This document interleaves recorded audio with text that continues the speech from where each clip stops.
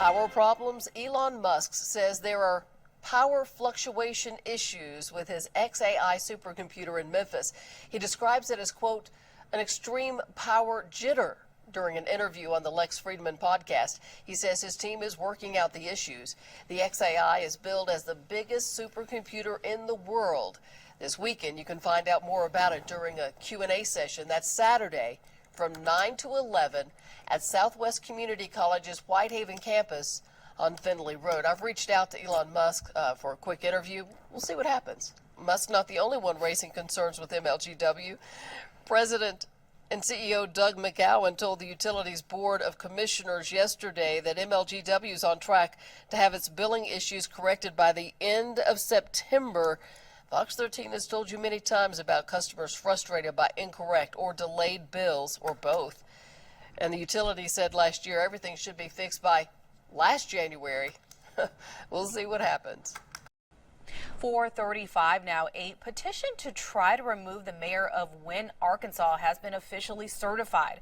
More than 1,000 signatures were on a petition to force a recall vote for Mayor Jennifer Hobbs. That effort was put forth by a nonprofit group called Always a Jacket. The petition is in response to concerns about how the city is managing disaster recovery efforts following last year's deadly tornado in Wynne. One of the many concerns is a park building that was blown away during the storm.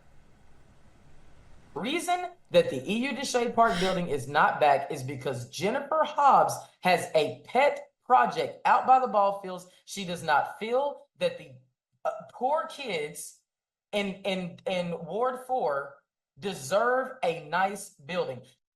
That was a very old building that was destroyed.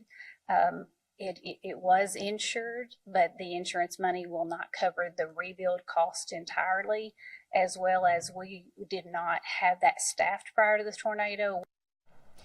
Mayor Hobbs added that the decision to use nearly $500,000 in funds toward the EU Deshay Park building will be a city council decision. The proposal to recall Mayor Hobbs will now appear on the November 5th general election ballot. Well, it's an attempted kidnapping case that sounds really like the plot of an old after-school TV special, complete with a white van and a lure of puppies and candy. That attempted kidnapping happened on the outskirts of Tunica County near Dundee Road on Highway 61. According to the 5-year-old possible victim, she was getting off the school bus there when a group of masked men in a van tried to lure her away. He told her, get in the car, jump in the car. I got some candy and some puppies. Coming up on Good Morning Memphis at 5 o'clock, Fox 13's Sheila O'Connor going to be live in Tunica with more on the search for who police say tried to lure that little girl away. Countless times this week, Fox 13 has been trying to get answers from Memphis Shelby County school leaders of what is going on with the air conditioning in schools. This is the first week of school and many had to be let out early because the air conditioning was not working. Take a look yourself. These are some of the emails that Fox 13 has sent to the district.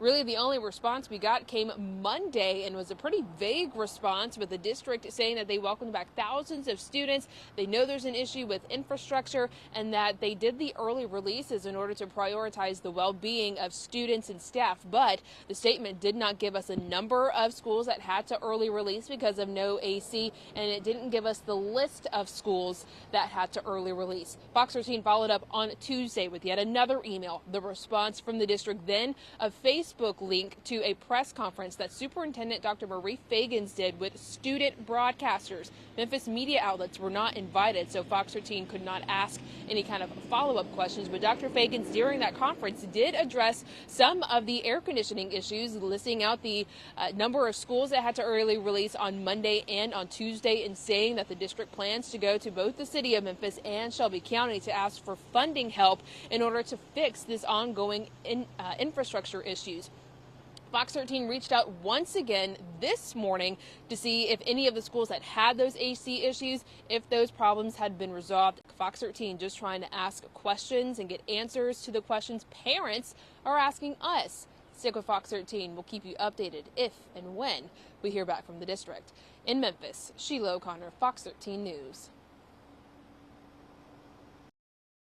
Now, Memphis Fire says this fire started as an accident. It was an electrical malfunction in an AC unit, but it caused a lot of damage. You can see the roof here just gutted. The entire church here was engulfed in flames. Take a look at the picture showing when this fire started. It was around 12:30 this morning, according to Memphis Fire, when they say they were called out to this church here on Crum Boulevard. This is Revival Temple Ministries, and they fought this fire for several hours. It was around 7:30 this morning when they finally got all those hot spots put out, and investigators learned that, again, this was started as an accidental, the cause an electrical malfunction in the AC unit, causing about $1.1 million in losses, the building, everything inside of the church as well. I spoke with the pastor here, Pastor James Moore, and he tells me he is devastated, but he's holding on to his faith.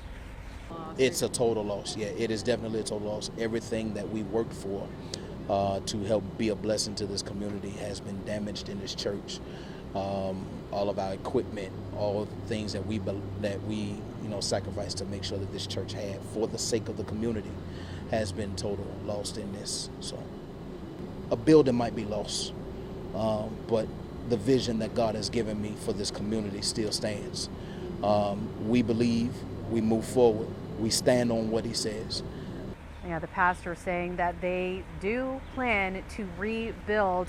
Again, they're going to take this building down. $1.1 million in damages, going to work to raise money to rebuild once again. But what they can say, the positives this morning, is that no one was injured. A huge loss, but they're just thankful that no one was hurt.